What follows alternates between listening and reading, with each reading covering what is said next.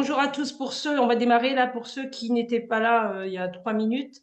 J'espère que vous m'entendez. En tout cas, je vous remercie d'être présents sur cette conférence qui est dédiée à la franchise. Donc, sachez que c'est une conférence qui fait partie d'un programme qui s'appelle le Parcours Franchise.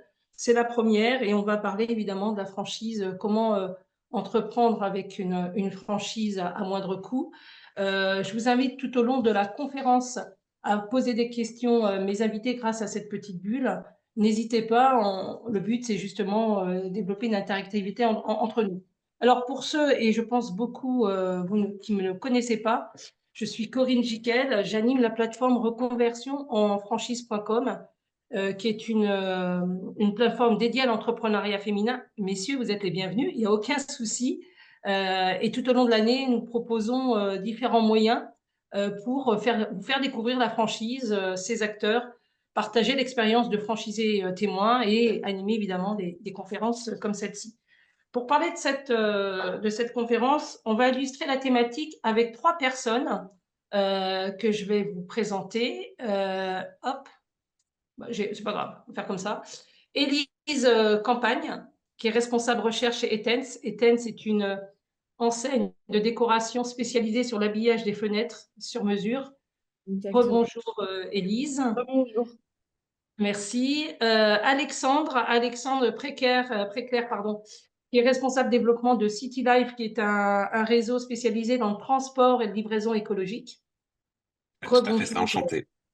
Voilà, Alexandre. Et enfin, Jacques Daboudet, qui est le fondateur, franchiseur de 1, 2, 3 Webimo, qui sont des agences immobilières digitales.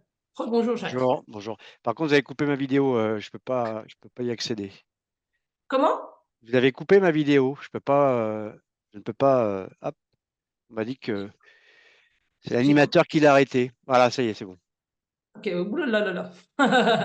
Alors, je reviens quand même sur ce slide parce que, en fin de compte, je ne sais pas dans quelle situation vous êtes normalement nombreux à vous être inscrits. La reconversion professionnelle, elle passe par différents moyens. Peut-être aujourd'hui, vous êtes salarié, vous êtes peut-être en réflexion sur une création d'entreprise, vous êtes peut-être déjà en réflexion pour ouvrir une franchise ou faire une reprise. En tout cas, la franchise est un des moyens qui permet d'entreprendre. Pourquoi? Parce que quand on veut lancer une activité, la première difficulté, c'est voilà, est-ce que j'ai l'idée de génie qui va faire que demain, je suis en capacité, du jour au lendemain, de développer mon activité, d'avoir assez de temps pour le faire. Alors, la franchise, dans ce contexte, vous apporte des solutions. Et une solution qu'on va voir tout de suite. Alors, on pourrait peut-être utiliser le chat. Moi, je suis curieuse. Est-ce que vous pourriez utiliser le chat pour savoir si vous êtes déjà, est-ce que vous pourriez me mettre un petit mot? Oui ou non? Est-ce que vous êtes dans une réflexion de créer votre entreprise? Et est-ce que vous avez pensé à la franchise? Allez, je vous laisse 2 secondes. Est-ce que je peux avoir des oui ou des non? Oui, merci, merci. Vous êtes en réflexion? Merci beaucoup. OK, parfait, parfait, merci. OK, voilà, donc vous allez peut-être avoir de l'information sur ce on vous transmet aujourd'hui. Donc, qu'est-ce que c'est que la franchise? Donc, quand je vous dis le souci, c'est d'avoir l'idée de génie pour développer son activité, que ça prend du temps, qu'il faut créer sa boîte, il faut créer son marketing, il faut créer sa marque. Bref, il y a un certain nombre de choses qu'il faut faire. La franchise, dans ce contexte, apparaît un peu comme un mode de création simplifié. Alors, quand on veut rentrer en franchise, il y a 2 possibilités. Soit on veut rentrer et on veut créer sa boîte, soit on fait une reprise. La reprise, ça veut dire simplement qu'on va racheter un fonds de commerce existant.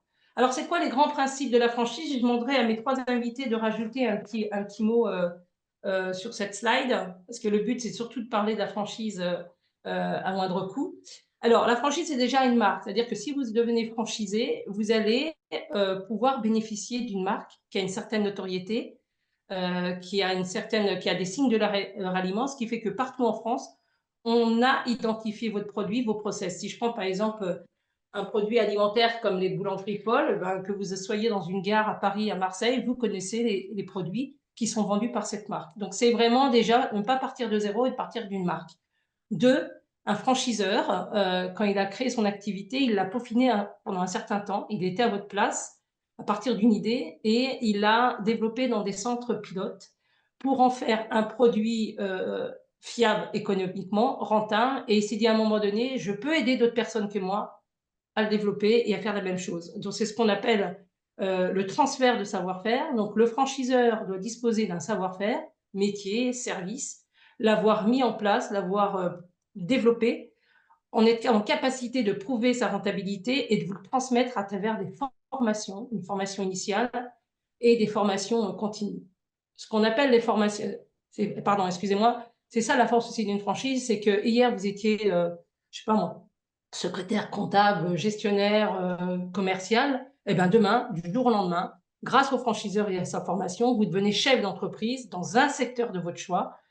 Et c'est grâce à cette formation que vous allez apprendre votre nouveau métier, quel que soit votre diplôme et quel que soit votre profil. Ce qui va intéresser un franchiseur, c'est l'intérêt que vous portez à son produit et votre capacité à vouloir développer cette activité pour votre propre compte.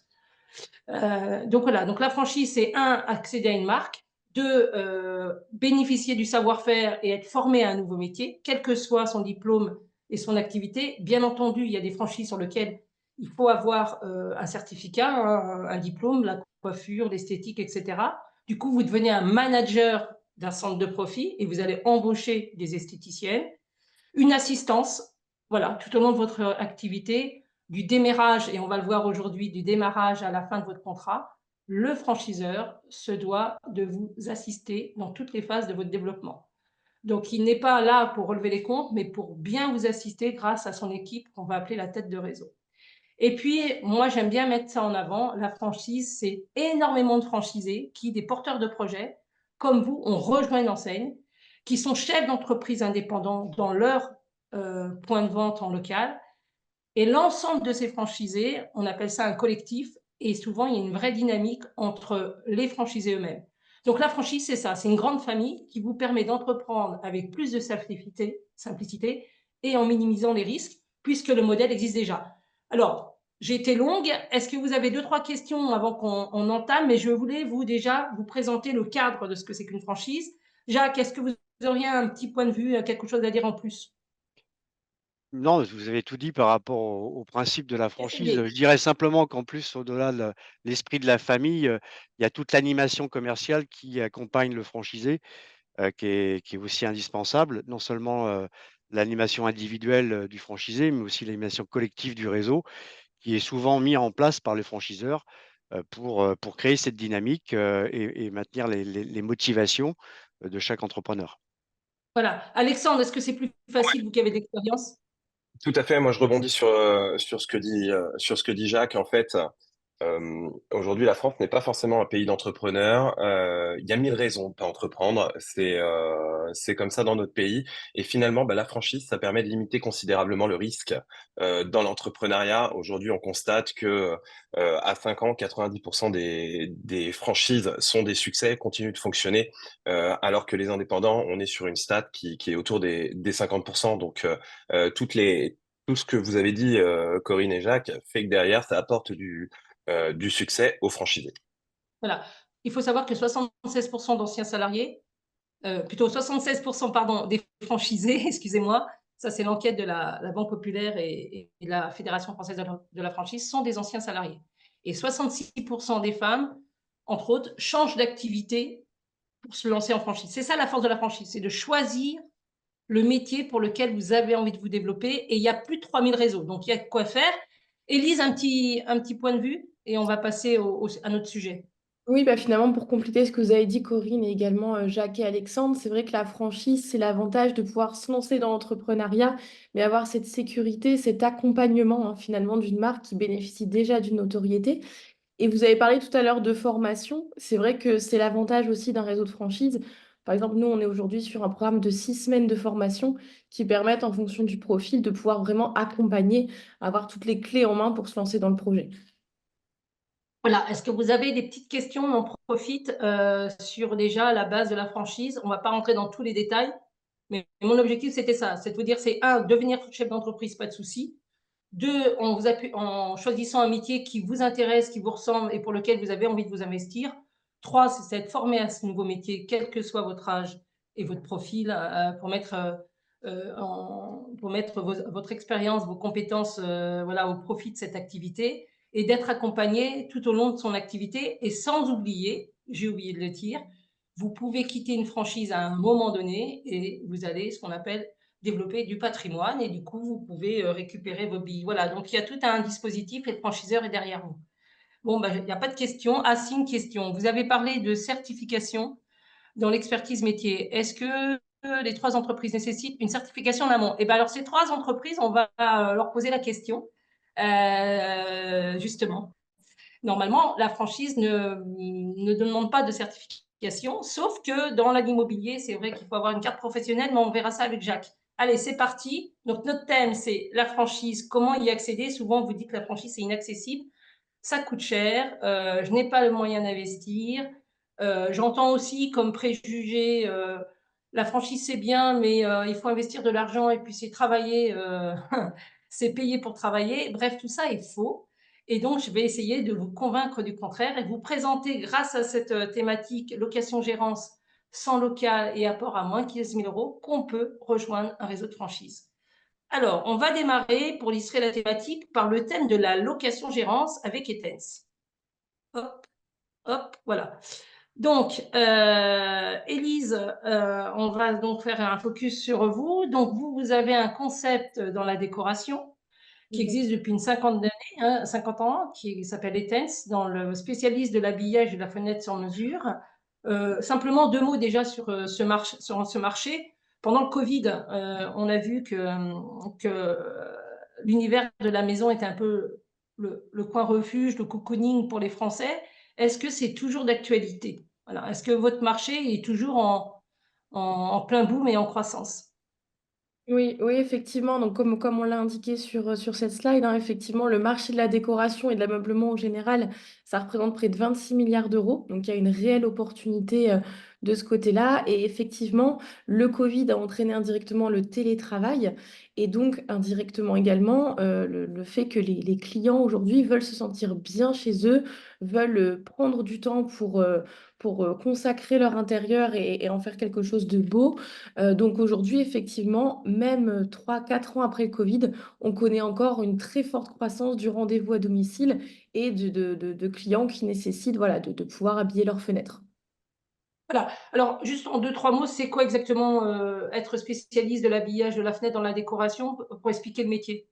Oui, alors nous aujourd'hui, effectivement, on est spécialisé dans l'habillage de fenêtres haut de gamme, c'est-à-dire qu'on va proposer tout un ensemble de produits comme les stores, les rideaux, les voilages, même depuis plus récemment des stores extérieurs également.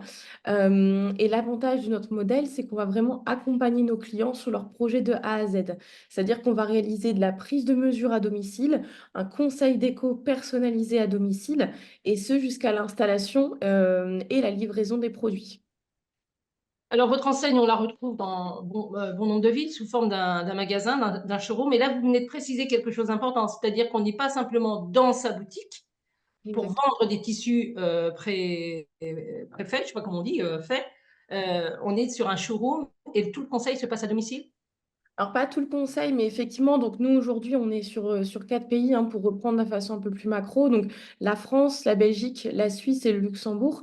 Donc, un total de 105 showrooms, dont 55 en France. Mais effectivement, aujourd'hui, près d'un rendez-vous sur deux, pour être exact, près d'un rendez-vous sur deux, effectivement, se réalise à domicile. Donc, ça rejoint ce que je disais tout à l'heure. Aujourd'hui, c'est ce qui fait notre force, c'est ce qui fait notre différenciation sur le marché, c'est qu'on va aller accompagner nos clients sur un rendez-vous personnalisé. Et d'ailleurs, c'est tout à fait bénéfique pour nous, hein, puisqu'on va observer un panier moyen de la part du client de plutôt 1 000 euros quand on est en showroom, et il va basculer vers 1 400 € environ quand on est à domicile. Donc aujourd'hui, on a tout intérêt à aller accompagner nos clients dans ce conseil personnalisé. Et d'ailleurs, le taux de concrétisation de nos clients y est bien plus élevé également. Alors, de façon générique et en même temps pour répondre à la question qui a été posée, est-ce que pour accéder à votre enseigne, il faut être du métier, avoir fait archi ou être décoratrice d'intérieur? Non, non, aujourd'hui, on a tout type de profil. Alors évidemment, on a des profils qui viennent à nous et qui sont issus, par exemple, du milieu de la cuisine, mais on a aussi eu des profils qui, entre guillemets, n'avaient rien à voir avec la décoration. La seule chose, effectivement, qu'on va peut-être pouvoir échanger, c'est une appétence à la décoration, puisque ça reste notre corps de métier. Mais on ne demande pas de certification ni de parcours particulier par rapport à ça, puisque la formation de 6 semaines, justement, permet vraiment d'avoir une connaissance et une technicité de tous les produits. Ok, aujourd'hui, ce qui plaît, avant de parler de la location-gérance, aujourd'hui, ce qui plaît aussi aux porteurs de projet, c'est de faire un métier qui a du sens, un métier qui est utile. Vous, vous êtes engagé dans une démarche RSE. Je l'ai noté, hein, vous concevez des produits sur mesure, vous avez une logique de zéro déchet. Quelle est la philosophie des dirigeants d'Etens? C'est ça, effectivement, on est vraiment sur du sur-mesure, c'est-à-dire que dans nos showrooms, on va retrouver effectivement des modèles d'exposition, des tirelles de tissus, des échantillons, mais tout est fait sur mesure, il n'y a pas de prêt-à-poser chez nous. Donc l'avantage, effectivement, c'est qu'il n'y a pas de gaspillage de produits. Aujourd'hui, pas de stock en magasin permet donc voilà, de vraiment créer le produit sur mesure pour nos clients. Ok. Et puis, pour rejoindre votre réseau, il y a donc, quand je parlais tout à l'heure de la formation, au bout de combien de temps je suis formée? C'est-à-dire, dès que je rentre chez vous, vous me formez pendant combien de temps? Et est-ce qu'il y a une formation continue?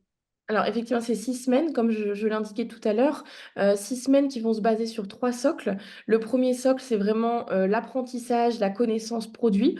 Donc en plus d'apprendre le théorique, vous avez aussi quelques jours de pause avec un technicien poseur pour vraiment comprendre comment les produits se posent. Vous avez aussi tout un socle de technique de vente, puisqu'effectivement, on a tout un parcours finalement avec le client et tout un discours auprès du client.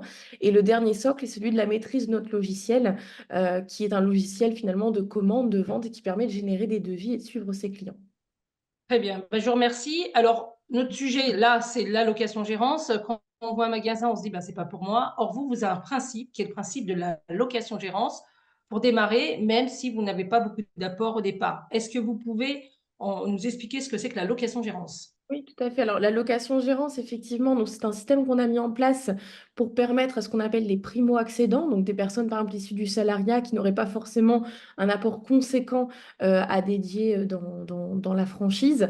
Donc, la location-gérance, tout simplement, eh bien, il faut savoir qu'au démarrage, il y a 3 coûts à avoir en tête. Le premier, c'est celui du droit d'entrée.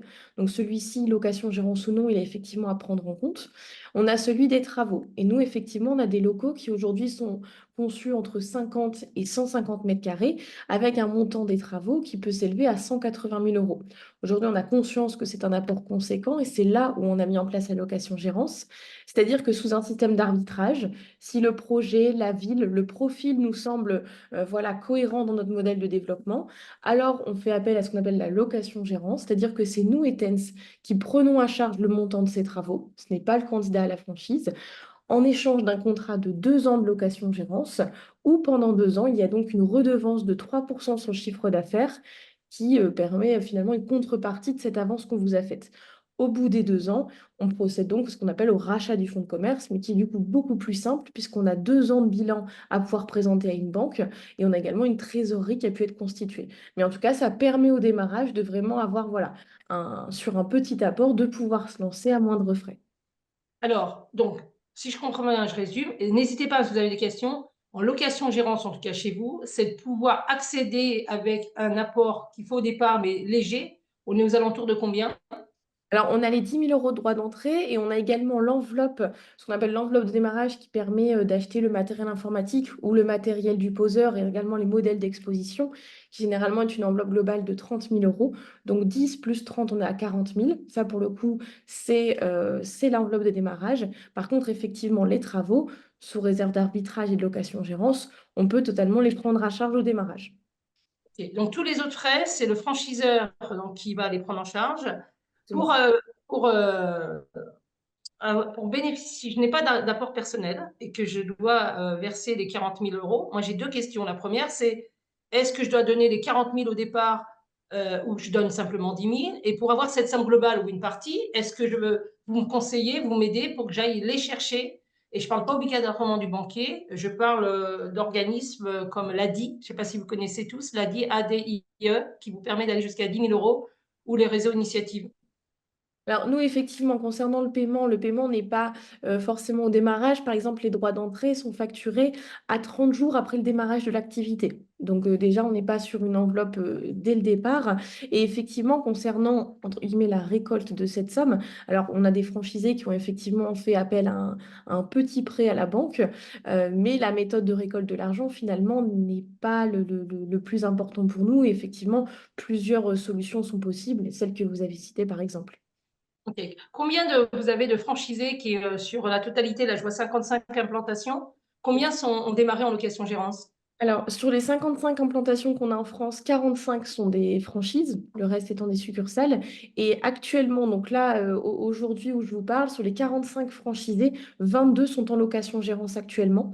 Concernant les autres, pour la très grande majorité, honnêtement, ils avaient fait aussi appel à la location-gérance, c'est juste que depuis, ils ont racheté leur fonds de commerce. Voilà. Donc j'ai bien compris que la location-gérance, ça dure 2 ou 3 ans, c'est bien ça, le contrat? 2 Oui. ans. Au bout de 2 ans, je peux devenir franchisé parce que j'ai cumulé du chiffre d'affaires et du coup, je suis en capacité de présenter un bilan positif à la banque. Et Exactement. du coup, je deviens franchisé puisque je m'acquitte de l'investissement pour lequel le franchiseur m'a aidé pendant 2 ans. C'est bien ça? Exactement, et sachant que finalement la somme de rachat du fonds de commerce, elle est définie au démarrage de l'activité. C'est pas au bout des 2 ans qu'on va parler du prix. Vous l'avez dès le démarrage de votre activité, estimé justement sur le montant des travaux et sur le potentiel du local. Donc c'est une somme que vous avez du démarrage et au bout de 2 ans, on procède au rachat. Mais vous avez voilà, vraiment 2 ans, comme vous dites, pour vous constituer une trésorerie, pour monter le modèle en compétences et pour, voilà, pour construire tout ça. Quelles sont les perspectives Allez-y. de rémunération et qui s'occupe de trouver le local? Il me semble que c'était Je pas vous mal. laisse répondre. Oui, alors, qui s'occupe de trouver le local? Donc, nous, aujourd'hui, finalement, on est sur, comme je le disais tout à l'heure, hein, sur un donnant-donnant. C'est-à-dire que nous, effectivement, en tant que franchiseur, on a forcément des contacts immobiliers et une expertise à trouver le local, hein. Comme je le disais, on va avoir certains critères comme la taille, hein, qui est aujourd'hui comprise entre 50 mètres carrés en centre-ville et 150 mètres carrés en périphérie et zone commerciale. L'avantage aussi du candidat à la franchise, c'est qu'il est sur place. Très souvent, les candidats à la franchise sont des locaux, sont des personnes qui sont issues de la région sur laquelle ils souhaitent s'implanter. Donc, ils ont aussi parfois cette vision d'une zone précise que nous, effectivement, à distance, on peut avoir un petit peu moins. Donc, vraiment, c'est le local, j'ai envie de dire, c'est une affaire des deux, hein, puisqu'il faut que ça réponde aux besoins du franchiseur, mais il faut aussi que le franchisé se projette.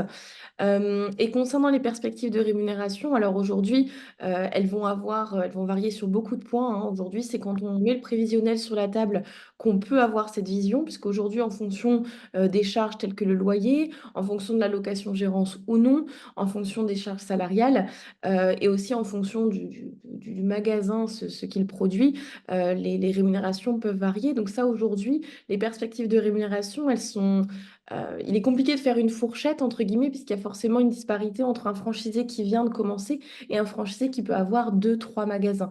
Il faut savoir que certains de nos franchisés, sur la première année, font le choix de se rémunérer via, par exemple, des aides comme l'ACRE, hein, qui est une aide de France Travail pour les demandeurs d'entrepreneuriat. Donc voilà, aujourd'hui, la perspective de rémunération, la réponse, on l'a finalement lors de l'élaboration du prévisionnel. Alors, je rajouterais, merci d'avoir posé aussi cette question. Quand vous démarrez une activité en tant que créateur en franchise et que vous êtes indemnisé par le Pôle emploi, souvent, les franchisés utilisent leurs indemnités Ça. chômage pour pouvoir bénéficier de ressources minimales tout au long de leur activité. Et puis, si vous avez vraiment un problème de trésorerie, vous pouvez demander au Pôle emploi qui vous verse ce qu'on appelle le capital. Alors, quand vous avez, je vous explique ce que c'est pour ceux qui ne savent pas, si vous êtes pris en charge par le Pôle emploi pendant 3 ans, par exemple. Le Pôle emploi ou France Travail va prendre la moitié de l'ensemble de vos indemnités et va vous donc la moitié et va vous donner un quart au démarrage de votre activité et un quart au bout de 6 mois. Donc, ça vous permet d'avoir de la trésorerie, mais si vous faites ça, vous ne pourrez pas toucher chaque mois vos prestations de France Travail. Donc, c'est soit vous les prenez en capital au départ et ça vous aide en termes de trésorerie, peut-être pour payer les fameux 10 000 euros ou les 40 000, ou sans ça, vous les gardez, ça vous fait une trésorerie au démarrage, puisque souvent on me pose la question combien je vais gagner au départ. Quand on rentre dans l'entrepreneuriat, on ne touche pas de salaire, il n'y a pas de salaire, c'est à vous de développer votre activité. Et puis on oublie aussi, rejoindre un réseau, c'est un contrat de franchise qui va durer un certain temps. Vous êtes obligé de vous immatriculer. Donc ça veut dire que vous allez créer une société, une SASU, une URL, etc. pour exister d'un point de vue juridique, administratif et financier. Vous êtes indépendant. Il n'y a qu'un contrat de franchise qui vous relie au franchiseur. Voilà. Alors, on va passer, s'il n'y a plus de questions sur la location-gérance, mais on en reviendra après. On va passer à la deuxième activité. Et là, on n'est plus du tout dans le même domaine. On va parler, donc c'est un peu dans l'air du temps, le transport écologique et la livraison écologique. Alors, Alexandre, vous déployez un réseau qui s'appelle Cité Live ou Cité Live, C'était livre, spécialiste tout à fait. de la livraison urbaine écologique. Donc, moi, j'ai mis que ça a marché en plein boom. Vous m'avez indiqué que, en raison des problématiques de circulation dans les villes, toutes les réglementations qui arrivent, eh ben, on ne peut plus, voilà, les commerçants ou les entreprises ne peuvent plus se faire livrer. Et donc, Vincent, qui est fondateur du réseau, je ne me rappelle plus de son nom, a développé cette activité. Est-ce que vous pouvez parler un peu de l'historique de l'activité? Ouais, en fait, Vincent de Guibon, qui a une quarantaine d'années, il est issu comment dire, il est issu du monde du transport et de la logistique. Et dans les années 2010, il se rend compte que le transport et la logistique, telle on la connaît, et notamment le dernier kilomètre, va droit dans le mur. Droit dans le mur pour des raisons écologiques, mais aussi économiques. Et c'est comme ça qu'il décide de lancer un concept qui permet de répondre à la problématique du dernier kilomètre. Il lance son concept sur la métropole lilloise. Et le concept, c'est quoi? Bah, c'est très simple. C'est un centre de livraison et de marchandises qui est spécialisé dans le transport et la livraison de proximité et qui propose du transport écologique. Une fois que j'ai dit ça, j'ai tout dit et rien dit. Concrètement, euh, son principe, c'était de se dire, mais comment je peux faire pour livrer au client final des colis de manière écologique? Et c'est comme ça qu'il a monté son activité, une activité qui existe maintenant depuis 8 ans. Et c'est au cours des années 2020, un peu avant Covid, qu'il s'est dit, mais faut peut-être que je vois les choses et que je me lance en franchise. Parce qu'en fait, il avait des demandes sur toute la France de ses clients qui lui disaient, c'est génial ce que tu fais, il faut absolument que tu te lances chez nous, etc. Et Vincent accorde énormément d'importance à la qualité. Et il savait que s'il se lançait en succursale partout en France, non seulement d'un point de vue économique, ce serait très lourd pour lui pour ouvrir une trentaine, une cinquantaine, une centaine d'unités, mais en plus, il savait qu'il allait perdre en qualité en se lançant en succursale. C'est comme ça qu'il s'est dit, bah, je vais m'implanter avec des gens qui aiment le transport, qui veulent bouleverser le transport. Et aujourd'hui, on a lancé le réseau il y a à peu près 2 ans, un petit peu plus de 2 ans. On a 3 franchisés, dont Angélique, où vous verrez la vidéo. Et c'est une véritable success story. Alors, au-delà de ça, il y avait une vraie demande. Vous me disiez que la problématique, c'est que la réglementation fait qu'on veut maintenant des flottes de véhicules verts. De toute façon, il y a des contraintes législatives qui font qu'on n'a pas le choix. Très clairement, aujourd'hui, les villes tentent de décarboner au maximum leur commune et vont mettre des barrières aux véhicules thermiques. Les barrières, c'est quoi? Ça va être ce qu'on appelle les ZFE, des zones à faible émission de CO2. Vous, en tant que particulier, vous le voyez avec la petite vignette critère sur votre voiture qui potentiellement vous empêchera d'accéder au centre-ville. Eh bien, ces vignettes critères, on est aussi concerné dans le monde du transport et les villes vont empêcher certains transporteurs de livrer pour des raisons écologiques, pardon. Et la force de ça, c'est qu'on est sur un marché où du coup, ces communes qui veulent décarboner leur ville vont apporter des subventions pour aider des entreprises telles que la nôtre à s'implanter. Voilà, donc on est sur une enseigne dans l'air du temps, avec une forte demande de clients qui sont, quel que soit leur secteur d'activité. Ça veut dire que quand je suis franchisée, je peux, livrer, du frais, donc ça veut dire des frigos, voilà, des camions frigos, des vélos frigos. Est-ce que je peux livrer, des médicaments? Est-ce que voilà, vous répondez à une variété de clients? Vous êtes équipés pour? Ouais, et aujourd'hui, on a une flotte qui est équipée de différents types de véhicules. Alors, on va adapter le type de véhicule à la ville. C'est là où il y a une vraie intelligence chez Citelive, où en fonction de la manière dont est fait le centre-ville, on ne va pas forcément avoir la même flotte de véhicules. Je donne un exemple très concret. Paris, aujourd'hui, il faut oublier tout ce qui est camionnette, faut oublier tout ça, même si ce serait des camionnettes électriques. Paris, on va se focaliser sur du triporteur ou sur du vélo électrique pour livrer.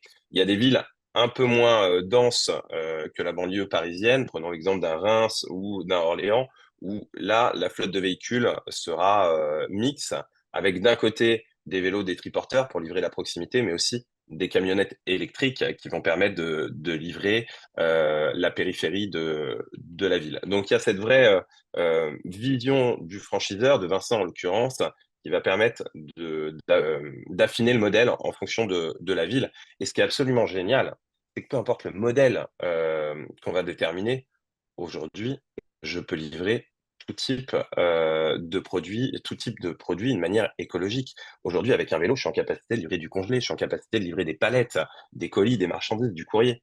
Donc, on est vraiment en capacité de s'émanciper du thermique. Alors, on l'entend, donc ça veut dire qu'il faut un espace, et Ouais. pourtant on est dans la proximité. Donc si vous me dites un espace de proximité en centre-ville, je vous dis: «Mais ça coûte une fortune, j'ai pas les moyens». Est-ce que le franchiseur aide le porteur de projet? Là encore, on est dans cette démarche, lancez-vous avec une Ouais. franchise abordable. Quelles sont, votre stratégie pour aider le franchisé? Mais vous avez tout à fait raison. La première chose que j'ai dit, c'est qu'on montait un centre de livraison et de marchandises. Donc, qui dit centre dit effectivement qu'il faut un local. À quoi va servir le local? Le local va servir de plateforme. Le local va servir aussi à stocker tout ce qui va être vélo, véhicule. C'est des locaux d'une certaine taille, hein, qui vont faire entre 2 et 600 mètres carrés. Et là, forcément, ça peut faire peur. Vous le dites, Corinne, très bien, mais ça va me coûter une fortune. L'avantage qu'on a en fait chez Citelive, comme je l'ai dit, c'est que les communes aider, vont nous aider à nous implanter.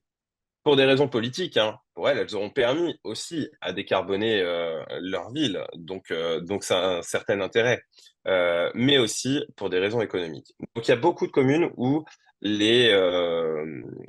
comment dire, les municipalités, communautés de communes, etc., vont nous mettre à disposition des locaux pour des prix extrêmement attractifs. C'est le cas, par exemple, sur Lille. C'est le cas là sur Lens qu'on est en train d'ouvrir, où on est vraiment accompagné par les communautés de communes ou par les pouvoirs en place pour nous aider. Sur la partie locaux, attention, parce qu'effectivement, j'ai besoin d'une certaine superficie pour faire mon activité. Néanmoins, je reste sur des locaux basiques en termes d'agencement. Je ne suis pas sur des zones commerciales avec des emplacements numéro un, avec des loyers exorbitants. Je vais être entre 3 et 4 kilomètres du centre-ville, ce qui va me permettre de trouver des locaux de type entrepôt à des prix extrêmement abordables.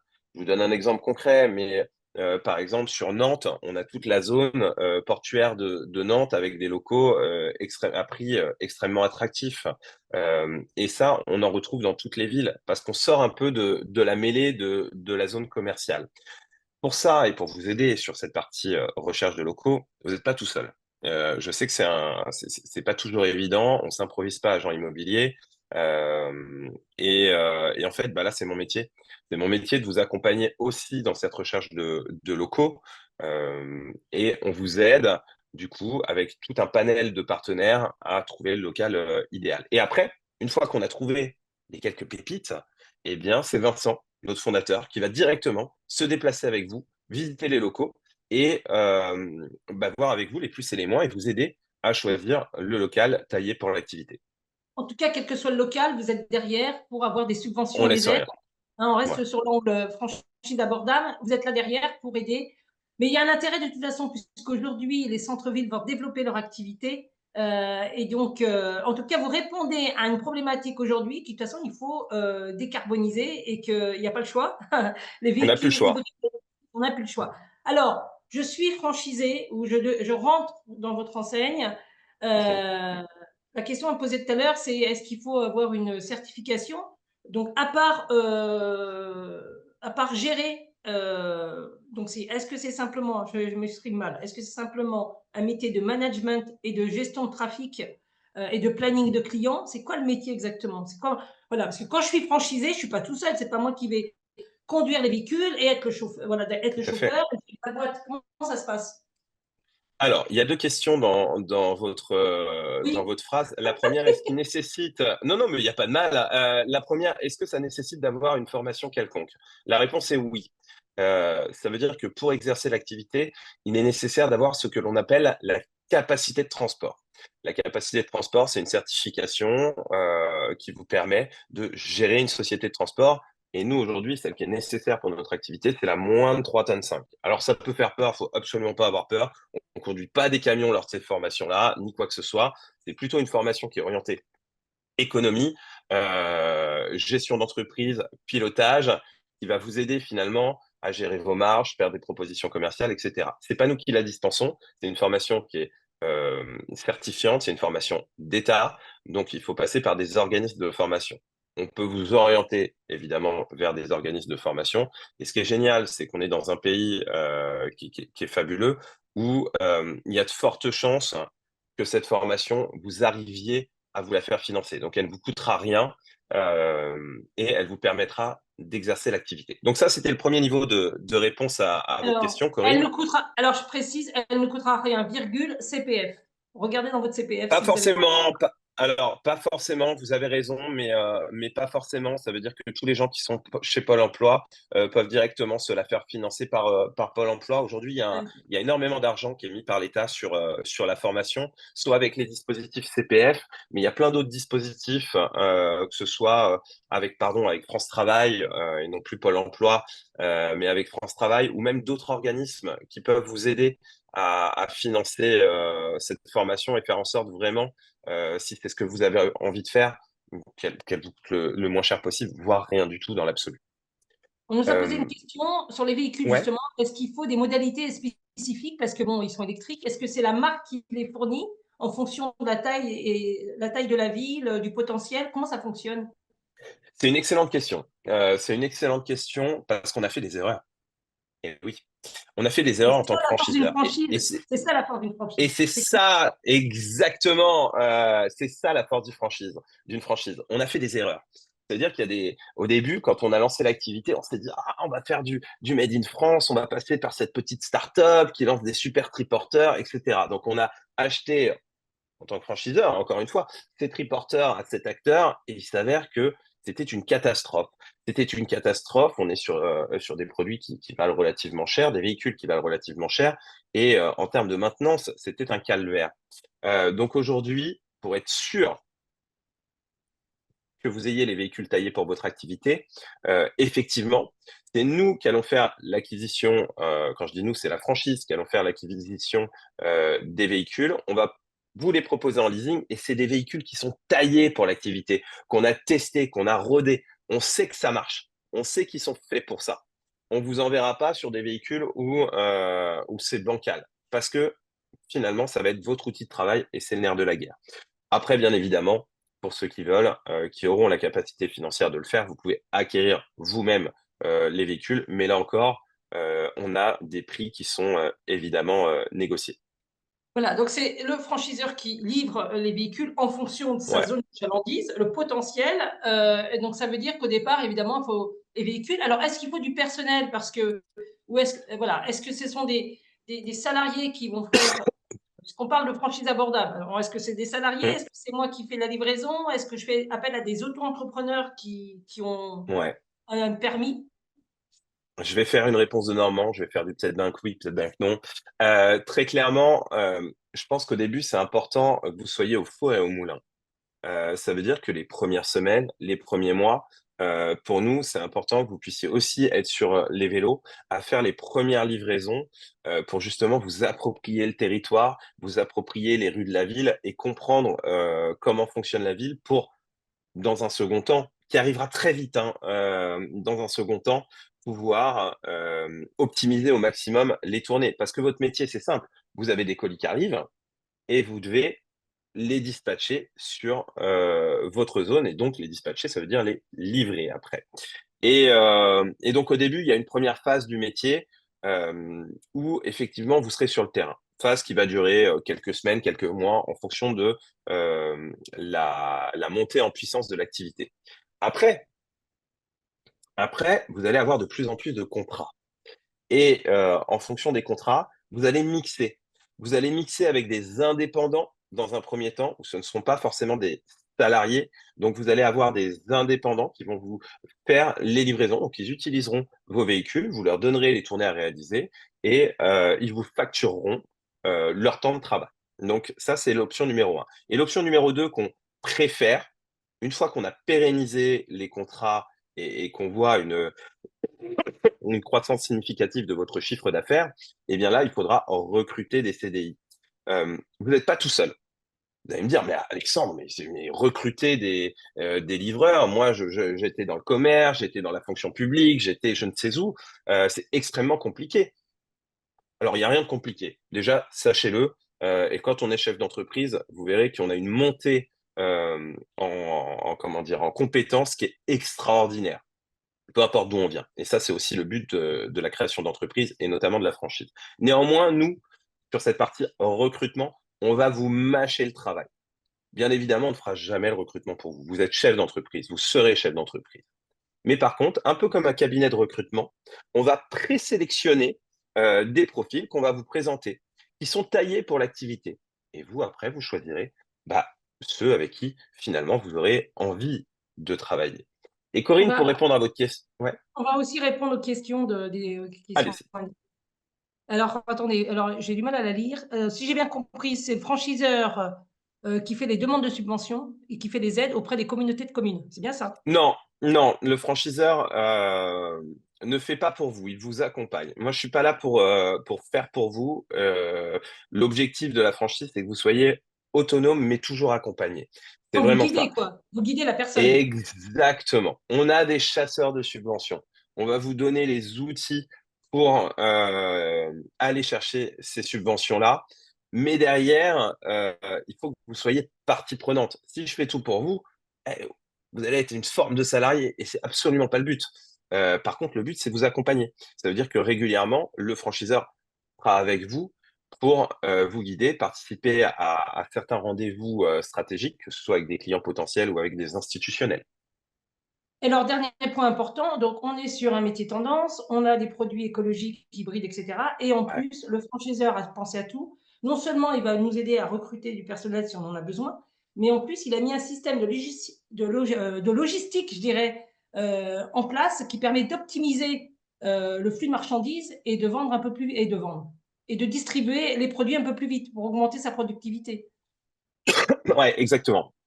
C'est le nerf de la guerre aussi dans le transport, c'est apporter une valeur ajoutée. On est sur des marchés où le transport à l'ancienne, les niveaux de marge sont extrêmement faibles. Et nous, en fait, avec cette approche écologique et éthique du transport, on apporte une valeur ajoutée. Et le logiciel métier euh, qui est taillé pour l'activité permet de rien laisser au hasard, en fait, et non seulement de simplifier votre travail, mais en plus de maximiser votre efficience. Ça veut dire quoi concrètement? Concrètement, vous allez avoir des clients qui vont être extrêmement exigeants avec vous, exigeants sur les délais de livraison. Et c'est nous, hein, les clients, hein, c'est de notre faute aussi, hein, au final, hein, clients finaux, quand on commande sur Internet, on veut être livré le plus vite possible. Donc, les entreprises à qui on achète vont être très exigeantes sur les délais de livraison, sur la qualité de la livraison, sur la traçabilité des colis, etc. Et en OK, fait, bah, nous, alors ce logiciel-là permet de rien laisser au hasard. parfait, Tracking merci des d'avoir colis. Ouais, merci, excusez-moi, Alexandre, d'avoir répondu à allez-y, la Corinne. question. Je sens votre passion et vous avez raison. Tony me pose une question et j'allais venir. Merci Tony. C'est voilà, combien ça coûte pour rentrer chez vous? Et pareil, on en a parlé tout à l'heure de la location gérance et qu'il y avait une aide, voilà, une aide possible. Est-ce que de votre côté, combien ça coûte l'apport et combien ça coûte au total?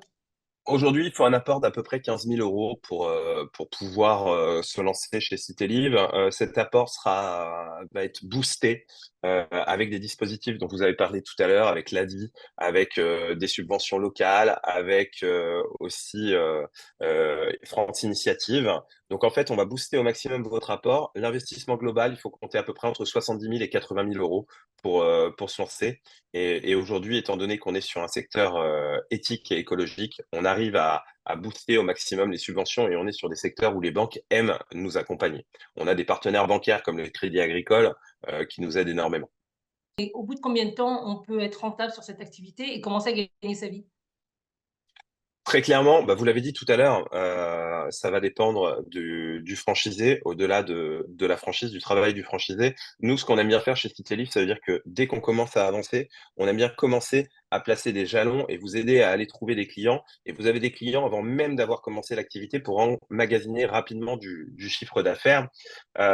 Et en fait, globalement, on estime que dès la fin de la première année, on arrive à être rentable. Il faut savoir que Vincent, quand il a lancé Citélive en 2016, depuis 2016, il est parti de zéro, hein. Il a toujours été rentable. Donc vous, franchisez qui allez bénéficier de tout notre savoir-faire, qui allez bénéficier de tous les outils qu'on a mis en place, et en plus de charges moins élevées sur le marketing, sur tout ça, parce que ça, c'est le franchiseur qui le gère, ben, vous serez encore plus rentable que le franchiseur quand il s'est lancé. Alors, petite précision, les véhicules, hein, vous ne les achetez pas, c'est de la location en leasing, en général et ça, vous le voyez avec la banque, je ne me trompe pas, Alexandre? Oui, alors on a différentes solutions pour le financement en leasing, en crédit bail, peu importe la manière dont on le fait financer. Certains vont les acheter. Si vous avez la capacité financière de les acheter, bah, achetez-les, hein, pourquoi pas. Néanmoins, effectivement, on essaye de privilégier le crédit bail. Voilà. Donc c'est une activité qui ne demande pas entre guillemets, faut être surtout manager. C'est une activité qui est ouverte aux femmes, hein, donc on l'a bien Tout à compris, fait. on le comprend bien à travers vos explications. On est sur un métier de management, un métier de gestion, il faut gérer les plannings et derrière le franchiseur, on parlait tout à l'heure de donneurs d'ordre qui sont les clients. Le franchiseur aide, un candidat à la franchise qui va démarrer pour trouver les premiers clients. On est bien Oui, et pas que les premiers. Ça veut dire qu'on a aujourd'hui recruté une directrice commerciale qui va accompagner pour répondre aux appels d'offres des transporteurs. Voilà, le but du jeu, c'est aussi de faire en sorte de trouver un maximum de clients pour stabiliser l'activité. Corinne, j'ajouterais quand même qu'au-delà de tout ça, c'est un métier où il faut être aussi au four et au moulin. Il faut aimer passer d'un sujet à l'autre. C'est très important. Parce que en parallèle, alors il n'y a rien de compliqué, hein, c'est des vélos, mais on entretient aussi son parc de véhicules. Voilà, faut aimer mettre les mains dans le cambouis. Donc le matin, on peut être sur le vélo à faire une tournée, se rendre compte que les vélos ont besoin d'être graissés, donc les graisser le midi et l'après-midi, s'apprêter à aller en rendez-vous clientèle pour signer un nouveau contrat. C'est un peu ça, une journée City Live, et c'est ça qui fait que on s'ennuie pas. Mais ça permet, une fois lancé, d'avoir un véritable équilibre vie pro, vie perso. En tout cas, merci pour cette présentation. Est-ce que vous avez d'autres questions? Et on va passer donc là, on a parlé d'un exemple parmi tant d'autres d'une franchise à moins de 15 000 euros. Donc, vous voyez, quand on est en franchise, on a ces possibilités d'entreprendre. Là, on est aussi, on a un petit local, mais qui est excentré, hein. On n'est pas dans un centre-ville, hein. On n'a pas une boutique, c'est un entrepôt. On peut développer une activité et être rentable parce que c'est aussi un marché porteur. Autre marché porteur, on va continuer si vous n'avez pas de questions, mais on peut revenir. On va passer au monde de l'immobilier avec Jacques Daboudet. Hop, si, voilà, hop. Non, je vais y arriver. Voilà, donc rebonjour Jacques. Donc là, on est dans l'univers des franchises qu'on appelle sans local. Aujourd'hui, bon nombre de porteurs de projets, quand on m'appelle, on me dit oui, une franchise, ça coûte cher parce qu'il y a un local. Il faut savoir qu'il y a des activités qui peuvent s'exercer sans avoir un local. Donc, ça veut dire que tout est en ligne. Vous allez exercer votre activité de chez vous ou peut-être d'un business center, mais on n'impose pas un point de vente. Jacques, juste avant d'introduire sur ce point-là, est-ce que vous pouvez dire quelque chose et puis on va parler de votre enseigne. Bah oui, en fait, nous, 1-2-3-8-mon.com, on existe d'un peu plus de 20 ans maintenant. En fait, au début de l'internet, pour faire court, enfin 2003, l'internet était là depuis quelques années, mais Le concept de Webimo, c'était de se dire que, bah, finalement, est-ce qu'on a besoin d'un local physique pour pouvoir, conseiller des clients vendeurs ou acheteurs? La réponse est non, parce que l'internet a, je dirais, simplifié au maximum la capacité des clients, acheteurs-vendeurs à consulter des biens en ligne et bah, d'où l'idée de développer ce réseau sans agence physique, en tous les cas sans obligation d'agence physique.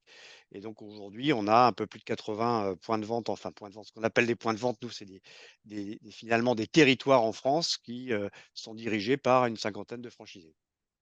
Alors pourtant, et j'ai envie de rebondir là-dessus, quand on se balade dans la rue et qu'on voit plein d'agences de vos confrères, on a envie de franchir la porte d'une agence immobilière. On peut développer une activité même si on n'est pas physiquement, Ouais, bien visible. sûr. Alors déjà, d'une, il y a très peu finalement de clients, certes, qui passent devant des vitrines, mais qui rentrent dans les enseignes.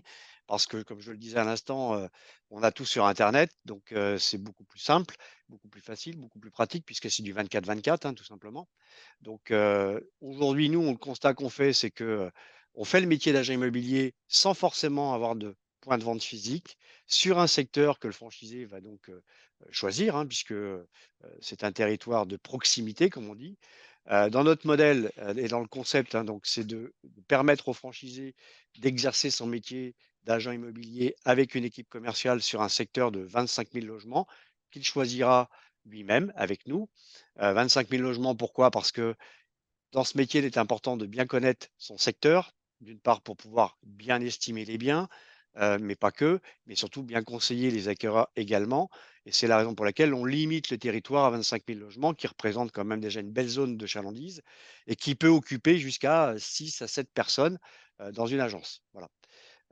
Donc la majorité de nos franchisés aujourd'hui démarrent de chez eux. Euh, Certains ont parfois des bureaux et utilisent leurs bureaux. En tous les cas, chez nous, le concept, c'est de pas forcément d'avoir de locaux, tout simplement pour faire des économies qui sont pas négligeables, dans une phase de démarrage. On n'interdit pas à terme, lorsque l'équipe est constituée, à certains de nos franchisés d'avoir des locaux. Bon, encore une fois, on l'oblige pas, certains estiment que pour des raisons pratiques, pour animer l'équipe, c'est pas mal d'avoir un bureau, de pouvoir recevoir son équipe commerciale, faire un point hebdomadaire et cetera et cetera. Donc on n'interdit pas non plus à ceux qui veulent le faire et qui en ont les moyens, d'avoir ce local, mais en tous les cas, dans le concept, ce n'est pas le cas. Alors, ce que je voudrais quand même dire, pourquoi ce concept d'agence web digitale, indépendamment de ce que je viens d'expliquer, c'est aussi le fait que on a voulu, nous, depuis plus de 20 ans, se différencier. Se différencier par des honoraires réduits, hein, par rapport à ce que pratique la profession aujourd'hui, ce qu'on appelle les honoraires réduits, justes et équitables. Donc en gros, à partir du moment où on utilise le web, on fait des gains de productivité, heu, bah, ne serait-ce que, j'ai envie de dire, à travers l'économie des locaux, et donc d'en faire profiter aussi aux clients. C'est voilà, c'est une façon pour nous, aussi de nous démarquer de la concurrence. Donc on pratique des honoraires réduits, donc de 3, 2, 1 donc qui sont des honoraires dégressif mais cumulatif en fonction du prix de vente, des biens que nous proposons, à la clientèle et ce qui nous permet de nous démarquer de nos concurrents qui travaillent généralement plutôt sur des horaires aux alentours des 4 à 6. Nous, on travaille plutôt sur une moyenne, on va dire qu'on fait cette moyenne entre 3,20 et 3,50. Donc ça, c'est un argument fort parce que, c'est aussi, un moyen d'aller chercher des parts de marché sur un secteur où on veut s'implanter. Heu et c'est, j'ai envie de dire, dans l'ADN de notre marque. Alors j'ai sauté directement le pas sur la franchise en local et puis vous avez enchaîné. On va revenir un peu en arrière. Aujourd'hui, on dit que en tout cas, ce qu'on entend, c'est que c'est compliqué le marché de l'immobilier et c'est vrai il manque des logements. Donc est-ce que ce marché, il est quand même en croissance, même s'il stagne en ce moment et de toute façon, il va repartir? Alors, oui, enfin, il y a quand même une valeur sûre, c'est qu'on a besoin de se loger, d'accord? En France et le problème de fond en France, c'est qu'on manque de logements et on manque beaucoup de logements. Qui plus est avec, ce qu'on est en train de vivre aujourd'hui. Hem, donc ce qui fait qu'aujourd'hui, il y a une tension sur le marché français, à la fois tension sur le marché locatif et le marché de la transaction. Alors on dit effectivement que le marché a ralenti. C'est vrai. C'est vrai que depuis, maintenant 2 ans, on fait un peu moins de transactions qu'on en faisait, post-covid, mais il faut aussi ramener les choses à leur vraie valeur. La période post-covid, Mmh.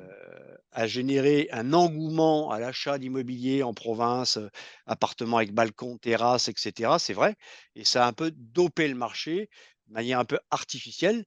C'est-à-dire qu'on est passé, d'un marché qui faisait 850 000 transactions par an à quasiment 1,2 million quand on a battu le record. Bon, aujourd'hui, on revient à un marché de 850 000 transactions, entre 800 et 850 000. Il faut simplement dire que ce marché, c'est le marché, logique et normal depuis, 25-30 ans. Voilà. Ouais, on Donc n'a plus de repères à cause du Covid, on quoi. n'a plus de Donc repères à cause du Covid. Néanmoins, il faut dire que, la croissance démographique fait qu'on a toujours besoin de loger de plus en plus de Français, et que même si on a vécu 2 années de ralentissement, on est en phase actuellement de repartir sur une demande assez forte en matière de transactions et en matière de location. Et là où le bât blesse, si je puis dire, c'est que on espère en tous les cas que, les promoteurs, français vont continuer à pouvoir construire de nouveaux logements parce que c'est ce qui crée cette dynamique, en particulier pour la location. Bon, nous pratiquons peu finalement chez 1, 2, 3 Web, on fait plutôt de la transaction. Néanmoins, on sait que c'est un levier important pour pouvoir fluidifier le marché. À partir du moment où, il y a un turnover si je suis suffisant sur le marché français, ça permet de fluidifier l'ensemble des transactions. merci. Et Tout à puis l'heure, et puis on oui et puis ah, oui, un point important, c'est que l'immobilier reste une valeur sûre et une valeur refuge. Beaucoup de Français aspirent à devenir propriétaires. C'est pas nouveau, mais ça le reste, et c'est important aussi de dire que, ben, investir dans la pierre, c'est une sécurité pour beaucoup d'entre nous. mmh, très bien. Alors tout à l'heure, on nous a posé une question, est-ce qu'il faut des certifications pour, accéder à vos 3 métiers? On a parlé tout à l'heure de formation avec Alexandre et avec, Élise. Vous, je sais que dans l'immobilier, il faut une carte spécifique ou un équivalent. Est-ce que vous pouvez préciser quelque chose pour les personnes Alors, qui sont en reconversion? c'est vrai que l'immobilier, c'est une, je dirais, c'est une profession réglementée, hein, donc on ne fait pas ce qu'on veut, et pour exercer cette profession, en tous les cas pour être agent immobilier, il faut être titulaire d'une carte T, d'une carte de transaction, ou qu'on fait de la gestion, une carte de gestion, hein, qu'on fait de la gestion locative, et qui nécessite un certain niveau, d'études. Alors ce niveau d'études est généralement un bac+3, bac+3 plutôt finance, économie, droit, et cetera, qui vous permet d'accéder à cette carte de transaction. Voilà, vous n'avez pas, fait d'immobilier avant, peu importe. Si vous avez le niveau universitaire qui convient d'un bac+3 ou d'un BTS en immobilier ou d'un BTS, commerce en l'occurrence, vous pouvez être éligible à cette carte T. Bon, alors Ça je veut veux dire bien que que si, j'ai pas ce niveau d'études, je ne peux pas accéder, non. à ouvrir une agence? Alors après, il y a des formations qui existent pour pouvoir évidemment être éligible à cette carte. Donc c'est des formations qui vont entre 6 mois et 1 an en fonction, je dirais de votre parcours, universitaire ou scolaire. Donc vous pouvez suivre ces formations pour obtenir cette certification et donc obtenir votre carte T. C'est aussi tout à fait possible. C'est pas nous qui les dispensons puisque c'est France Compétences qui aujourd'hui, met à disposition ce type de formation, qui sont également financées, par le CPF ou par d'autres organismes, et on parlait de Pôle emploi tout à l'heure de la même manière, hein, pour pouvoir être éligible à cette carte T. Mais tout le monde n'a pas, je dirais, envie de suivre cette formation, et nous proposons chez 1, 2, 3 Mobimo des solutions intermédiaires, si je puis dire, puisque, soit vous connaissez dans votre entourage quelqu'un qui serait éligible à la carte T, qui va pouvoir s'associer avec vous dans la création de votre entreprise, et auquel cas il sera porteur de la carte également, associé, peut-être minoritaire mais associé. Ça, c'est une première solution, et c'est ce qui arrive. On a des franchisés qui aujourd'hui ont pratiqué ainsi, actuellement dans notre propre réseau. Et puis dernier point, on a nous, en tant que tête de réseau, la possibilité, et ça c'est vraiment la solution, entre guillemets, dernière solution, c'est-à-dire qu'on vous permet de pouvoir commencer dans l'immobilier, avec nous, tout simplement en tant qu'agent indépendant, et de constituer au-delà une année et demie, un fonds de roulement, un apport qui va vous permettre et va nous permettre de créer une société ensemble dans lequel nous serons, nous, tête de réseau, associés avec vous, donc porteurs de la carte T, pour vous permettre de vous lancer. Alors à l'issue de cette période, soit vous décidez, de trouver quelqu'un, ou de faire la formation pour, je dirais, ouvrir votre franchise seul, soit vous décidez, le cas échéant, pourquoi pas, de s'associer avec votre tête de réseau pour pouvoir profiter de la carte T de la tête de réseau et ouvrir votre propre agence immobilière. Alors c'est pas de la location-gérance, mais vous vous impliquez quand même? Oui, on s'implique dedans. Alors évidemment, il y a des conditions, hein. Les conditions, c'est pour ça qu'on dit au départ, pour ceux qui n'ont pas de ressources et qui n'ont pas les capacités de se lancer immédiatement, on va se donner du temps pour apprendre à se connaître. On va se donner du temps pour que vous puissiez faire le métier et constituer ce capital, entre guillemets, qui va nous permettre conjointement de monter la société, ensemble. Alors c'est pas notre priorité. Maintenant, encore une fois, c'est une solution, qu'on propose, pour ceux qui ne seraient pas éligibles à la carte T. En fin de compte, je trouve ça assez, intéressant. Ça veut dire que vous mettez souvent on dit encore je reviens là-dessus, la franchise ça coûte cher, je ne peux pas y accéder parce que j'ai pas d'argent. Là, vous dites, si vous avez des compétences et moi en tant que franchiseur, je juge que vous avez une expertise qui peut être intéressante pour développer une activité dans l'immobilier, je fais un pacte d'associés avec vous, c'est ça? Exactement. C'est-à-dire on vous met le pied à l'étrier puisque vous allez forcément suivre la même formation que si vous deveniez franchisé. Voilà, et on vous permet à l'issue d'une période, quand vous avez fait vos preuves et que vous avez constitué entre guillemets «suffisamment de ventes» pour pouvoir constituer la trésorerie de départ, de vous lancer tout simplement, de vous aider à vous lancer. Voilà. Mais Alors, encore une fois, ça reste une solution, je dirais, secondaire, puisque le but du jeu pour nous, c'est surtout d'accompagner les gens qui seront éligibles et à créer de suite leur entreprise tout de suite, et donc de développer leur propre agence avec leur propre équipe en local. Alors, j'ai quand même une question, c'est qu'il y a quand même des exigences. Si je me lance dans une activité, qu'il soit chez vous ou ailleurs, sans local, ça veut dire que je dois être un, est-ce que ça veut dire que je dois être un super commercial? Ça veut dire qu'il faut que je me montre puisque je n'ai pas de vitrine de point de vente physique. Voilà. Est-ce que le franchiseur m'accompagne pour trouver des clients? Est-ce que vous demandez des capacités en communication forte pour tisser sa toile sur le territoire? Mais ça, je pense que c'est pour tous les métiers à partir du moment qu'on veut développer son business. C'est quoi? Voilà, les avantages, ça coûte moins cher parce qu'il y a pas d'agence, mais de l'autre côté, il faut quand même être un sacré entrepreneur. Oui, à partir du moment où vous décidez de vous lancer dans l'entrepreneuriat, il y a pas de miracle, il faut avoir, une envie, ça c'est la première chose, une envie de développer Oui. une activité, oui, mais c'est essentiel. C'est-à-dire, c'est ce que nous, lorsqu'on rencontre des candidats, on veut d'abord mesurer. C'est l'envie, le projet d'entreprendre. C'est quoi l'objectif en l'occurrence, hein? Donc oui, il faut avoir des capacités à pouvoir communiquer, c'est clair, commercial bien sûr, mais on fait d'abord une activité de conseil. Nous, agents immobiliers, on va avoir des clients qui vont vendre leurs biens, pour pouvoir le proposer à des acquéreurs. Donc on va être dans une activité de conseil. J'aime pas trop le terme commercial, mais enfin en même temps on fait du commerce, hein. Voilà, il faut ces capacités-là en tous les cas et cette envie. Donc comment on vous accompagne? Ben, on va vous accompagner comme beaucoup de franchiseurs, c'est-à-dire un par vous former au métier et là on a un parcours évidemment de formation initiale qui va s'étaler sur 3 ans. C'est-à-dire on va pas vous laisser dans la nature, vous allez démarrer sur les basiques du métier, vous et vos collaborateurs, hein, puisque nous on a un centre de formation Calliope en interne, donc des formations qui sont financées, par les OPCO, par les organismes de formation, donc ça ne vous coûte pas d'argent, et donc à partir du moment où vous suivez ce cursus, vous allez monter en compétences progressivement, vous et vos collaborateurs. Donc il y a un accompagnement. Sur la partie commerciale, on ne fait pas votre métier. C'est pas nous qui allons, chercher les mandats à vendre, c'est-à-dire les biens à vendre. Par contre, on va vous donner notre savoir-faire, bien entendu. Quand Est-ce que des dans le savoir-faire, vous avez tout ce que vous devez faire en matière de communication, en termes de démarche et cetera, pour vous faire connaître. Puisque, comme vous l'avez compris, vous n'aurez pas forcément d'agence physique. Donc oui, il va falloir vous mobiliser en termes de communication locale. Alors c'est pas que de la communication, entre guillemets, journaux, radio et cetera, encore que c'est pas obligatoire. On recommande tout ça au démarrage, mais ce n'est pas obligatoire. L'important pour nous, c'est de vous faire connaître sur votre secteur. Je rappelle, vous avez travaillé sur un secteur réduit, 25 000 logements.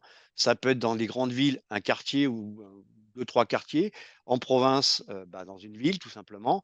Et à partir du moment où vous êtes implanté dans une ville, il va falloir vous faire connaître. Donc, on a dans notre savoir-faire beaucoup de solutions pour vous permettre de faire connaître votre marque, qui vous êtes et votre alors, équipe. justement, ma question, c'est on est sur le web quand même, hein, agence, digitale. Est-ce qu'il faut que je développe énormément mon activité, me faire connaître sur les réseaux sociaux et ailleurs? Et du coup, est-ce qu'il faut que je maîtrise le web ou la communication digitale ou Alors, est-ce que vous êtes formé à ça? Bah, ça, d'une part, bah, alors, j'ai envie de dire, c'est quand même mieux d'avoir un peu d'habitude, d'utilisation de web parce que bon, utiliser internet, c'est pas compliqué.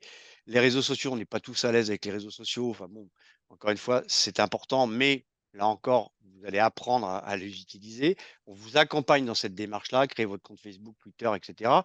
Bon, heu, oui, c'est important de communiquer sur le digital. Alors, à travers tous les outils qu'on va vous mettre à disposition, il y a 2 points importants. La première, c'est qu'on a notre propre centrale d'achat.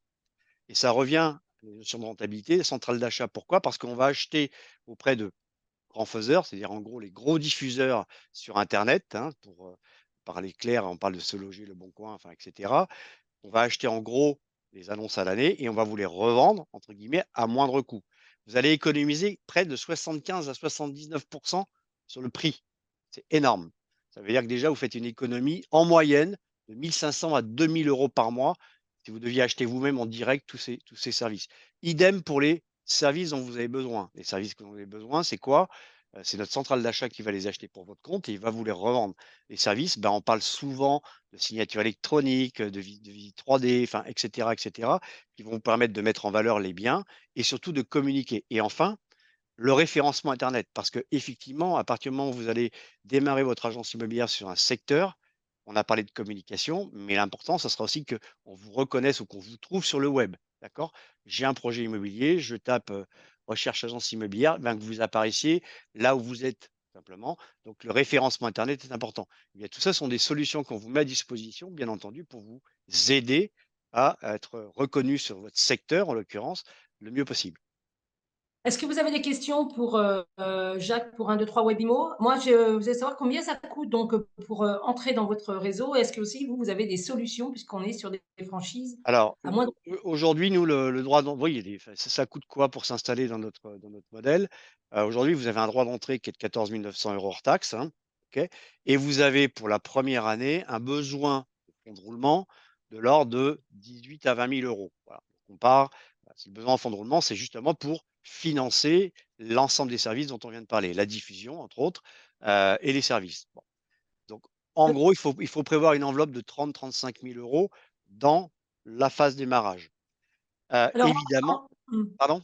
pardon, allez-y. Donc Allez-y, Jacques. bien entendu, je vais aller plus loin, c'est-à-dire qu'à partir du moment où vous allez monter votre entreprise, nous, on va travailler avec vous sur votre business plan. D'accord? C'est important parce que ça va vous permettre tout de suite de voir de quelle manière vous allez, je dirais développer votre activité, avec qui, combien de personnes, est-ce que vous allez recruter, pas recruter? Même si on souhaite que vous recrutiez parce qu'à partir du moment où on vous délivre une zone de 25 000 logements, ça a un potentiel important et il vous faut des bras pour pouvoir l'exploiter ce potentiel, voilà. Donc on va travailler avec vous sur ce business plan pour voir comment financer votre agence sur une période de 3 à 5 ans. Voilà. Heu, On a 2 questions, mais avant je merci en tout cas Séverine de poser la question que je Séverine pose la question: «Est-ce qu'on bénéficie, d'un service, communication en cours juridique, pour exercer son activité?» ou, si on a des questions. Je fais juste une parenthèse avant que vous répondiez Jacques. Je l'ai peut-être mal précisé. Quand vous êtes en franchise, vous avez une assistance, vous avez un support et en fonction des métiers, vous avez derrière toute une équipe, ça peut être 4 personnes comme 50 personnes, qui vont vous aider à développer votre activité ou un support online qui vous permet de, quand il y a un bug technique ou commercial, pour signer une affaire, d'avoir l'appui du franchiseur. C'est pour ça que la franchise, c'est vraiment une solution clé en main. Jacques, en ce qui vous concerne, et on en a parlé l'autre jour, ça va, votre métier, il va au-delà de simplement, et vous me l'avez dit, gérer, vendre et faire louer des biens. Vous avez toute une panoplie de services derrière. oui, ben, en fait, nous, on accompagne nos franchisés, dès qu'il y a la moindre chose, on a un service back office, il y a des problèmes techniques, il y a des problèmes, des questions juridiques, et cetera. Donc là, en permanence, ben, c'est notre métier, nous, en tête de réseau, d'accompagner nos franchisés. Alors, ça a été dit en début de présentation, on est dans la même barque. C'est-à-dire que nous, en tant que franchiseurs, on n'a aucun intérêt à implanter quelqu'un qui va se planter, comme je dis. On a intérêt surtout à choisir la personne et se choisir mutuellement pour que vous réussissiez. Parce que le principe même du franchiseur, entre guillemets, c'est pas avec le droit d'entrée qu'il gagne sa vie. C'est surtout avec la réussite de son franchisé qu'il va gagner sa vie. Parce que encore une fois, il y aura des redevances, hein, qui seront payées par le franchisé, mais ça a du sens que si le franchisé réussit. Donc nous, notre boulot, en tant que franchiseur, c'est vraiment d'accompagner nos franchisés sur le terrain, enfin sur le terrain, en accompagnement, pardon, pour les aider à réussir, tout simplement. Donc, oui, il y a de l'assistance, qu'elle soit technique, qu'elle soit juridique, commerciale, voilà. Formation qui est importante, enfin, animation, je ne l'ai pas dit, mais animation parce qu'évidemment, on anime nos franchisés, on a des réunions mensuelles, nous, chez nous, tous les mois avec nos dirigeants. On fait des réunions régionales physiques sur le terrain avec nos dirigeants. On fait une convention nationale chaque année pour réunir l'ensemble du réseau, enfin, et cetera.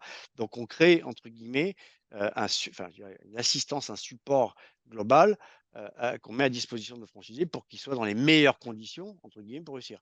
Alors une fois qu'on a dit ça, on n'est pas là non plus pour faire le travail à votre place. C'est-à-dire qu'on ne peut pas, vous décidez, vous êtes entrepreneur indépendant, vous décidez de votre, entre guillemets, votre, business et de votre temps à consacrer à ce business. Heu, Après, voilà, après c'est vous qui positionnez le curseur. Je vais gagner, 500 000 €, faire 500 000 €, 1 million de chiffre d'affaires ou je veux faire, 100 000 € par an. Après, c'est un choix que vous faites personnel. J'espère, Séverine, on a répondu à votre question. On a une autre question, ça marche comment pour l'international? Il faudrait peut-être préciser international. Ouais. C'est-à-dire qu'aujourd'hui, nous, on a des clients étrangers qui viennent investir en France, voilà. Nous, on n'est pas présent à l'étranger du tout. On travaille que sur le marché national. Par contre, oui, on sert des clients puisqu'on communique sur des portails à l'étranger. J'ai un bien immobilier un peu, On est plutôt c'est du pas luxe côté voilà, c'est plutôt des gens qui veulent investir en France et pas le contraire et là, dans exactement. la question, je pense que c'est dans l'autre sens. Non, Vous, on c'est n'est en on n'est France, pas hein. présent à l'international. Voilà, quels sont les termes de progression de vos franchisés? C'est tout ça que je dirais. Bah, en fait, c'est important oui, pardon. Vous m'entendez, oui? Vous m'entendez? Oui? Bon, en fait, ce qu'il faut se dire, c'est que quelle que soit l'entreprise qu'on veut lancer, c'est pas un miracle. Faut du temps. Voilà, il faut construire une équipe commerciale, il faut construire sa notoriété en local, se faire reconnaître en tant que professionnel et quelle que soit l'entreprise, il faut du temps. Voilà. Donc, pour ça que nous on insiste beaucoup, hein, sur la phase de démarrage et cetera. Dans ce métier, on est sur un métier, il faut le savoir, on achète des biens, il faut 3 à 4 mois, quand tout va bien, entre le moment où je prends un mandat de vente et le moment où je vais le signer, le moment donc je vais toucher des honoraires. Donc il y a cette inertie de démarrage. Donc c'est pour ça qu'on dit toujours, chez nous, bah, vous commencez à toucher vos premières commissions entre 6 et 8 mois. Voilà, parce qu'il y a la phase de lancement et cetera et donc la première année, c'est une phase vraiment de lancement et à partir du moment où on commence à rentrer des biens et en vendre, eh bien on constitue son fonds de roulement tout simplement, et son activité. Donc pour, répondre à la question concrètement, oui, il faut à peu près 18 mois pour pouvoir mettre en place convenablement son entreprise, et commencer à réaliser du chiffre d'affaires qui génère de la rentabilité, hein. C'est ça qui est important de savoir. Après les niveaux de rentabilité et surtout les niveaux de chiffre d'affaires vont varier en fonction des uns et des autres. On a des agences, Exactement. comme je vous le disais, qui vont faire 800 à 1 million de chiffre d'affaires et puis il y en a d'autres qui vont faire 200 000 parce qu'ils ont décidé de travailler à minima ou travailler qu'à 2, qu'à 3, enfin, et cetera. Donc, tout est variable, c'est très variable et c'est aussi ça la richesse d'un réseau, d'une franchise, c'est qu'on a des, gens qui ont des ambitions qui sont différentes et c'est, tout à fait respectable et on les respecte. Alors, en tout cas, quel que soit le réseau, ce qu'il faut que vous sachiez, c'est que le franchiseur aussi a un droit de veto. C'est-à-dire qu'il peut très bien se dire, pour des raisons X, Y, vous ne pouvez pas rejoindre le réseau. Et c'est très important pour vous parce que l'objectif d'un franchiseur, c'est que sa marque, elle fonctionne. Et vous, en tant qu'investisseur indépendant, c'est que vous voulez faire confiance à un partenaire qui va vous aider à vous développer. Donc, la franchise, c'est vraiment un partenariat gagnant-gagnant. Et il est important pour vous de bien choisir votre enseigne et la marque, parce qu'il y a plusieurs concurrents sur un même secteur, et de l'autre côté, que le franchisé vous fait confiance parce que vous allez lui prouver que vous êtes en capacité de développer l'activité et surtout, vous partagez ses valeurs. Ça, c'est hyper important. Ne l'oubliez pas. Quand vous rentrez en franchise, vous êtes indépendant juridiquement, financièrement, juridiquement, mais vous avez l'esprit réseau. Sans ça, il faut rester seul. Il ne fait pas la peine de rentrer dans un réseau. Parce que si vous critiquez tout ce que fait le franchiseur, il ne fallait pas investir. Je suis un peu dur, mais c'est vrai. Aussi, il faut être humble. Si par exemple, vous étiez, c'est un petit détail, si vous étiez dans l'immobilier avant avec tout un background, une procédure, une expérience, et que le franchiseur qui a essuyé les plâtres et qui a décidé, lui, de vous amener sur un autre chemin pour développer votre activité, il faut accepter ses propos. Est-ce que vous les partagez, Jacques? Je pense que vous avez, même Oui, vous, bien Alexandre, sûr, Élise, on vous a avez plein d'exemples. rencontré. Voilà, on a plein d'exemples. Oui, bien sûr que c'est important. Alors encore une fois, on ne dit pas avoir la science infuse, on ne dit pas qu'on est parfait. On dit simplement qu'on a une méthodologie de travail qui a fait ses preuves et qui fonctionne. Donc après, nous, notre rôle, c'est surtout à travers ce qu'on appelle, nous, le manuel utilisateur, de vous donner les clés, hein, de la méthodologie de travail, de manière à ce que vous puissiez les mettre en pratique avec votre équipe. La formation, c'est pareil. La formation, elle est dirigée avec nos méthodologies de travail. Donc, à partir du moment où elles sont mises en œuvre, on constate que ça fonctionne. Maintenant, je l'ai dit, vous êtes des entrepreneurs indépendants. On ne va pas aller vérifier tous les jours ce que vous faites, même si on a des points de contrôle réguliers et d'échange ensemble. Mais oui, si vous rejoignez un réseau de franchise, c'est pour adhérer à son concept, adhérer à ses valeurs, à sa philosophie et à ses méthodes. À partir du moment où vous adoptez ces méthodes, bah, il y a aucune raison que ça fonctionne pas. Maintenant, si vous les mettez pas en œuvre, c'est votre responsabilité et le Et risque que vous prenez de pas réussir. est-ce que Élise, vous partagez, même si c'est packagé dans un magasin ou Alexandre, est-ce que vous Oui. validez, ce que vient de dire Jacques? Oui, totalement, effectivement. Comme disait Jacques, nous, on va mettre en place tous les outils possibles pour que le franchisé ait voilà, les moyens de développer son activité. Donc, on a la formation. Vous avez parlé de manuel. Alors, nous, on a ce qu'on appelle le manuel opérationnel à l'arrivée du franchisé. Donc, il a vraiment toutes les informations. Euh, on est aujourd'hui une enseigne depuis 50 ans. Donc, on a effectivement une prise de recul versus certaines situations. Donc, on est là pour conseiller, pour accompagner. On ne va pas être forcément fermé à des profils précis, mais il va falloir effectivement, comme vous l'avez dit Corinne, une adéquation avec les valeurs, une adéquation avec notre mode de fonctionnement. C'est une relation, comme on le répète depuis tout à l'heure, une relation gagnant-gagnant. C'est-à-dire que on a cette expertise, on a ce savoir-faire, on a en face de nous quelqu'un de motivé dans l'entrepreneuriat qui est prêt voilà, à être accompagné. Et là, ça fonctionne, effectivement. Voilà, il faut vraiment avoir ça en compte, que vous êtes entrepreneur, mais vous êtes accompagné par une marque qui a un historique. Voilà, alors il y a une question que du coup, Alexandre, je vais vous laisser répondre à l'autre question. C'est Allez-y. vrai qu'on oublie, c'est que quand on est en franchise, merci, il y a marqué Galaxy, hein, donc je pense que c'est Dominique plutôt, d'avoir posé cette question. Oui, on peut tester son métier chez les uns les autres. Est-ce qu'on peut faire une période d'immersion chez un franchisé? Alexandre? Alors chez nous, bien évidemment, chez Citelive, on est sur un métier qui peut, sur le principe, sortir de l'ordinaire. Donc c'est des choses qu'on a déjà fait avec des porteurs de projets, notamment notre franchisé de Lyon, qui est venu en immersion en plus de la réunion d'information, pour découvrir, une journée type. Est-ce qu'on fait la même chose chez vous, Élise et Jacques? On peut faire de l'immersion quelque part, rencontrer des franchisés? Oui, Jacques? alors, Ah, Élise, pardon. pardon, Jacques, excusez-moi, j'ai coupé. Oui, donc effectivement, nous, on a de toute façon, dans le parcours de formation, il est déjà prévu une immersion magasin de plusieurs semaines, mais en amont de ce parcours de formation, pendant finalement les phases d'échange, on a déjà fait, hein, comme Alexandre l'a souligné, je pense que ça se fait beaucoup dans les réseaux, si on ressent un besoin de réaliser une immersion dans un magasin proche de chez le candidat à la franchise, voilà, pour comprendre et vivre une journée type. Jacques, un petit mot? Alors, chez nous, il n'y a pas d'immersion en tant que telle. Par contre, il y a des rencontres et des échanges avant même je dirais, que nous contractions un contrat de franchise avec nos franchisés, puisqu'on leur ouvre la porte, ils peuvent aller les rencontrer, ils peuvent échanger avec eux. Et c'est pas arrivé jusqu'à présent de mettre en place une immersion, totale, parce que la méthodologie qu'on utilise aujourd'hui, le nécessite pas. Maintenant, encore une fois, on n'est pas fermé à ça dès lors qu'un franchisé en place l'accepte. C'est arrivé une fois où, d'ailleurs d'ailleurs on peut en parler, Corinne, puisque c'était quelqu'un Oui. qui avait participé, à une de nos réunions, qui finalement a préféré temporiser la création de son entreprise et puis a rejoint après avoir rencontré notre franchisé en local, ce franchisé pour exercer le métier. D'ailleurs, elle est actuellement en train d'exercer le métier et Ah d'ici bah, c'est quelques bien, super. mois, voilà, d'ici quelques mois, on espère qu'elle, pourra se lancer elle-même. Ah bah, je suis ravie, OK. Est-ce que vous auriez tous les 3 un petit conseil, Élise, Alexandre, Jacques, pour notre auditoire? Élise? Moi, je pense qu'un petit conseil, effectivement, c'est si vous avez cette envie d'entreprendre, surtout essayez de vous renseigner un maximum. Comme on l'a dit, il y a énormément de franchises qui existent, à des franchises qui font sens pour vous, hein. C'est aujourd'hui un investissement personnel, un investissement financier que vous allez avoir. Donc, c'est important que ça fasse sens pour vous, que vous retrouviez dans les valeurs et dans l'activité que vous allez mener. Et si vous échangez avec moi ou avec mes confrères ou n'importe quel franchiseur, surtout posez toutes vos questions. Les franchiseurs sont là pour vous accompagner. Il n'y a pas de questions bêtes, hein. Forcément, quand on est issu du salariat, on a beaucoup de questions et c'est normal. Donc voilà, moi je reste disponible si besoin d'échanger. Merci Angélique, merci tout le monde.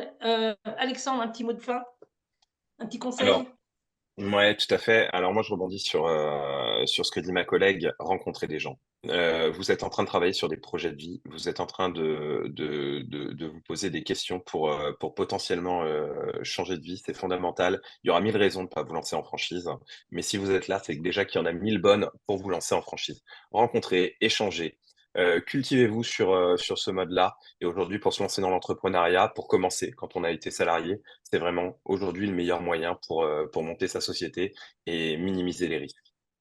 Exactement, Jacques? Bah, j'ai pas autre chose à ajouter, ça a été dit, hein, enfin, oui, il y a pas de miracle. Créer une entreprise, c'est un engagement. Avant de s'engager, c'est important de bien comprendre avec qui on va collaborer si on choisit le modèle de la franchise, qui est effectivement un atout, hein, un atout pour démarrer sa boîte, hein. On n'est pas seul, en particulier dans les métiers comme les nôtres, où il y a de la concurrence. Donc, oui, c'est important d'avoir ces échanges. Nous, on est bien entendu là pour ça. Euh, il n'y a pas d'obligation, on est ouvert, on est là pour vous conseiller, vous guider. Et l'important, c'est qu'on puisse se trouver, comme je dis souvent, parce que c'est pas forcément parce que vous avez envie qu'on sera en phase, ou inversement d'ailleurs. Et l'important, c'est de se trouver, de partager ce projet, parce que nous, on partage votre projet. On a envie que vous réussissiez, je le répète. C'est pas, on fait pas n'importe quoi, donc ni pour vous, ni pour nous. Et c'est important qu'on ait ces échanges. D'ailleurs, on aura un échange physique, puisque pour nous, en l'occurrence, euh, même si on est une entreprise du web, à un moment donné, l'aspect humain est important, et il faut qu'on se voit, et il faut qu'on échange physiquement euh, avant de se lancer. L'entrepreneuriat, c'est de l'humain avant tout et un réseau de franchise encore plus. En tout cas, moi, je vous remercie vraiment. Merci tous petits mots là qui me font vraiment plaisir. Merci pour votre présence. Merci à vous tous. Et j'espère vous avoir donné une voie professionnelle pour votre avenir. Merci, à bientôt.